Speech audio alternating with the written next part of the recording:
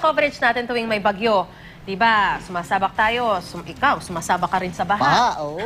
Madalas sumasakay tayo sa mga bangka o di kaya yung mga truck. Oo, mga para truck, madaanan natin, marating figures, natin yung pinakamalalayo, pinakaliblib na lugar na talagang lahat ng lubog means, sa baha. lahat ng means gagawin natin talagang kahit na hanggang dito yung baha. Oo. Kaya alam, partner, pag sinabi ng mga reporter na mataas ang baha, tanungin nyo rin anong height ng reporter.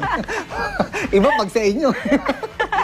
Pero ngayon, partner, ang malupit bumuo ang isang kumpanyang Pinoy ng isang tricycle na pwede sa lupa at pwede pa sa tubig o baha. Wow! Paano ba yun umaandar? Alamin natin sa mainit na balitang hatid ni Christian Zafra. Pwede sa kalsada at pwede rin sa tubig. Ito ang Salamander, isang amphibious tricycle na gawa ng Pinoy company na H2O Technologies Incorporated. Tayo ang unang nakaimbenta sa buong mundo. Gumagawa kami ng solution para sa baha. If you see the design, if you cut the half, ang makikita mo dyan is a boat.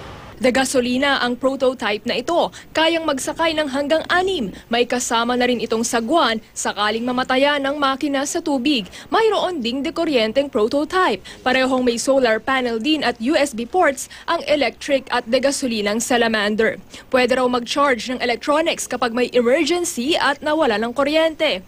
Milyon daw ang ginastos sa dalawang prototype na halos 2 taon ding inabot bago natapos. Ano naman kaya ang masasabi ng mga nakatira sa Barangay Rojas District, Quezon City na madalas bahain? Siguro mas mabilis yan actually than yung mga ating mga fiberglass boats. So ang weakness lang nito ay let's say kung ang isang area ay low-lying, well in terms of yung maneuver ng vehicle, siguro hindi siya makakapag-maneuver kagad kung masikip yung lugar. Maganda po, pero ang problema po, kung gagamitin dito yan, kakapit po siguro sa makina yung mga plastic kasi maraming basura. Current ng tubig. Grabe, bahay, inaanod sa gitna ng kalsada.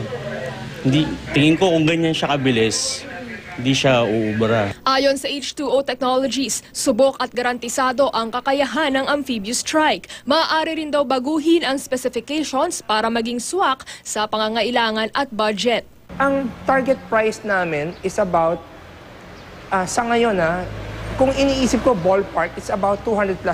Pero again, we don't like it to be, kung magawa man namin na maging mas mura, it will depend on our partner. Kung pwedeng ibenta ng 100,000+, the more the better Pero hindi pa raw ito binibenta at prioridad ang mga local government units na magiging interesado. Trisha Zafra, GMA News.